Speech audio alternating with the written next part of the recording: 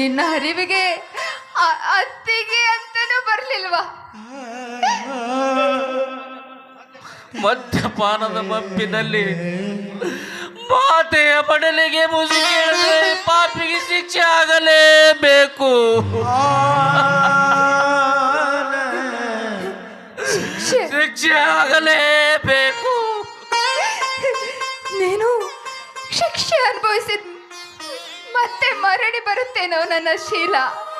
ಒಂದು ಹೆಣ್ಣಿಗೆ ಹಣ, ಆಸ್ತಿ, ಐಶ್ವರ್ಯ, ವಸ್ತ್ರಗಳಿಗಿಂತ ಮುಖ್ಯವಾದದ್ದು ಶೀಲ ಕಣೋ, ಶೀಲ.